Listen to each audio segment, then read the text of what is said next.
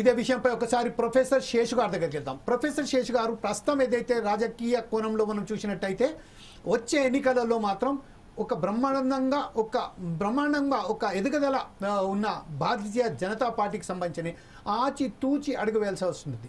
ఈ నేపథ్యంలోనే మరి వారికి సంబంధించింది మరి క్వాలిటీని చూస్తారా, లేకపోతే అతనికి సంబంధించిన సీనియారిటీని చూసి వాళ్ళు ఏవైతే బీజేపీ కేంద్ర పార్టీకి సంబంధించిన కేంద్ర నాయకత్వం ఉన్నదో ఎంచుకుంటారా? అంటే సామాజిక వర్గానికి సంబంధించింది ఏదైతే మనం అనుకుంటున్నామో, అగ్రవర్ణాలు, పేద వర్గాలు, బీసీలు, ఈబీసీలు ఏదైతే జరుగుతున్నదో, కులగణన జరిగింది, దాని తర్వాత ఇప్పుడు వర్గీకరణ జరిగింది, దాని తర్వాత అన్ని జరుగుతున్నాయి. ఈ నేపథ్యంలోనే మీరు ఎలా విశ్లేషకులుగా మీ విశ్లేషణ ఎలా ఉంటుంది సార్? జమీల్ గారు, అందరికీ నమస్కారం. భారతీయ జనతా పార్టీ జాతీయ అధ్యక్షుడి ఎంపిక జరగాల్సి ఉంది. జగత్ ప్రకాష్ నడ్డా కేంద్ర మంత్రిగా బాధ్యతలు చేపట్టారు కాబట్టి, తర్వాత తెలంగాణ రాష్ట్రానికి కూడా భారతీయ జనతా పార్టీకి కొత్త రాష్ట్ర అధ్యక్షుడిని ఎన్నుకోవాల్సినటువంటి అవసరం ఉంది. ప్రస్తుత అధ్యక్షుడు కిషన్ రెడ్డి గారు కేంద్ర కేబినెట్ మంత్రిగా ఎంపిక చేయబడ్డారు కాబట్టి, అక్కడ దేశవ్యాప్తంగా కూడా భారతీయ జనతా పార్టీ ఒక సంక్లిష్టతను ఎదుర్కొంటుంది. ఏంటంటే సౌత్ ఇండియాకి అధ్యక్ష పదవి ఇవ్వాలా, నార్త్ ఇండియాకి అధ్యక్ష పదవి ఇవ్వాలనేది ఒకటి అక్కడ నడుస్తున్నది. అది ఒకటి పక్కన పోతే, తెలంగాణ రాష్ట్రానికి వచ్చేసరకు ఎన్నడూ లేనంతగా తన అధ్యక్ష పదవిని ఎంపిక చేయడంలో భారతీయ జనతా పార్టీ మల్లగుల్లాలు పడుతుందని చెప్పాలి. ఎందుకంటే బలం పెరిగింది కాబట్టి పోటీ కూడా పెరిగింది. బలం పెరిగింది, పోటీ పెరిగింది. బలం ఎలా పెరిగింది అంటే 2023 శాసనసభ ఎన్నికల్లో 14% ఉన్నటువంటి ఓటు బ్యాంకు కాస్త 2024 లోక్సభ ఎన్నికలకు వచ్చేసరికి 34% పెరిగింది. ఆ ఓటు శాతమే కాదు, మొదటిసారి తెలంగాణ రాష్ట్రంలో రమారమి సగం లోక్సభ స్థానాలు గెలిచారు, 8 లోక్సభ స్థానాలు గెలిచారు. అంటే 34-35% ఓటు బ్యాంక్ అంటే 38% ఓటు బ్యాంక్ వచ్చినటువంటి పార్టీ వాళ్ళ అధికారంలో ఉంది. కాబట్టి దరిదాపు అధికారాన్ని చేజిక్కించుకునే స్థాయిలో భారతీయ జనతా పార్టీ బలం తెలంగాణ రాష్ట్రంలో పెరిగింది. కాబట్టి ఆ రాష్ట్ర అధ్యక్ష పదవి ఇప్పుడు చాలా క్రూషియల్ అన్నట్టు. ఇప్పుడు వచ్చేటటువంటి అధ్యక్షుడి పైన చాలా క్రూషియల్ రెస్పాన్సిబిలిటీస్ ఉన్నాయి. అదేంటి అంటే రాబోయే జిహెచ్ఎంసీ ఎన్నికల్లో గెలిపించాలి, రాబోయే లోకల్ బాడీ ఎన్నికల్లో గెలిపించాలి, 2028 శాసనసభ ఎన్నికలకు భారతీయ జనతా పార్టీని సమాయత్తం చేయాలి. కాబట్టి భారతీయ జనతా పార్టీ చాలా జాగ్రత్తలు, ప్రికాషన్స్ తీసుకుంటుంది తన అధ్యక్ష పదవి ఎంపిక చేయటంలో. ముఖ్యంగా సౌత్ ఇండియాలో కర్ణాటక తర్వాత అత్యంత బలంగా ఉన్నటువంటి రాష్ట్రం తెలంగాణ కాబట్టి, తెలంగాణలో అధికారంలోకి రావడానికి ఆ పార్టీకి ఎక్కువ అవకాశాలు ఉన్నాయి. కాబట్టి ఈ విధమైన జాగ్రత్తలు తీసుకుంటుంది అనేటటువంటి అభిప్రాయాలు కలుగుతున్నాయి. ఇది ఒకటి.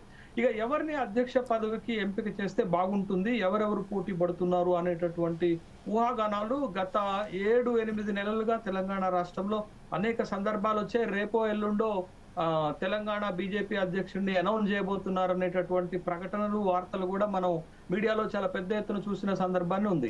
అయితే ఒక 3 అంశాలు కీలకంగా ఉంటాయి జమీల్ గారు. ఒకటి ఏంటి అనంటే, తన అధ్యక్ష పదవికి పార్టీలో పాత తరాన్ని ఎంపిక చేయాలా, కొత్త తరాన్ని ఎంపిక చేయాలా? This is one factor. ఇది ఒక అంశం. రెండోది, పార్టీలో బలంగా పనిచేసే వ్యక్తిని ఎంపిక చేయాలా, సమన్వయం చేసే వ్యక్తిని ఎంపిక చేయాలా? This is second factor. Third factor, బలహీన వర్గాల నుంచి ఎంపిక చేయాలా, అగ్రవర్ణాల నుంచి ఎంపిక చేయాలా?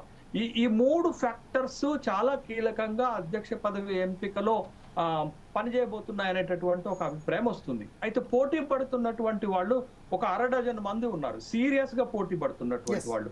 మీకు బలహీన వర్గాల నుంచి వచ్చేసరికి మల్కాజిగిరి లాంటి దేశంలోనే ఒక పెద్ద లోక్సభ స్థానం, 32 లక్షల ఓట్లు ఉండేటటువంటి లోక్సభ స్థానం నుంచి 4 లక్షల ఓట్ల మెజార్టీతో గెలిచిన బలహీన వర్గాలకు చెందినటువంటి ఈటెల రాజేందర్, బలమైన సామాజిక వర్గానికి సంబంధించినటువంటి ఈటెల రాజేందర్ పోటీ పడుతున్నారు. తర్వాత ఇప్పుడే మన చర్చలో పాల్గొన్నటువంటి కల్వకుర్తి నుంచి 3 సార్లు అతి తక్కువ ఓట్లతో ఓడిపోయినటువంటి ఆచారి పోటీ పడుతున్నారు బలహీన వర్గాల నుంచి. రెండో వైపు నుంచి అగ్రవర్ణాల నుంచి మీకు పోటీ పడుతున్నది ప్రధానంగా మహబూబ్ నగర్ నుంచి లోక్సభకు గెలిచినటువంటి డికే అరుణ కూడా తెలంగాణ రాష్ట్రంలో ఒక బలమైన సామాజిక వర్గానికి చెందిన మహిళ, ఒక బలమైన సామాజిక వర్గానికి చెందినటువంటి రాజకీయ నాయకురాలు. తను పోటీ పడుతున్నారు. తనతో పాటు హైదరాబాద్ ఎమ్మెల్సీగా పనిచేసిన గతంలో ఎమ్మెల్సీగా పనిచేసినటువంటి రామచంద్రరావు హైకోర్టు ప్రాక్టీషనర్ న్యాయవాది పోటీ పడుతున్నారు. వీళ్ళిద్దరు కాకుండా మరొక ఇద్దరు పోటీ పడుతున్నారు. ఆ ఇద్దరు కూడా ఒకళ్ళు అగ్రవర్ణాల నుంచి, ఒకళ్ళు బీసీ సామాజిక వర్గం నుంచి ఎంపీలుగా ఉన్నటువంటి మెదక్ ఎంపీ రఘునందన్ రావు పోటీ పడుతున్నారు. నిజామాబాద్ ఎంపీ ధర్మపురి అరవింద్ పోటీ పడుతున్నారు. బట్ ఈ 6 మెంబర్స్ లో ఎవరు అధ్యక్ష పదవి చేపట్టడానికి ఎక్కువ ముందు ఉన్నారు అనేటటువంటి ఒక అనాలిసిస్, ఒక బేసికల్ గా మనం ఒక పొలిటికల్ అనాలిసిస్ కనుక చేస్తే వీళ్ళందరిలో కల్లా పార్టీకి ఇప్పుడున్నటువంటి పరిస్థితులలో అత్యంత బెస్ట్ గా ఎవరు ఉండబోతున్నారు అనేటటువంటి ఒక ప్రశ్న గనక మనం వేసుకుంటే, బీజేపీ 2023 శాసనసభ ఎన్నికలు జరుగుతున్నప్పుడు ఒక ప్రధానమైన హామీ ఇచ్చింది తెలంగాణ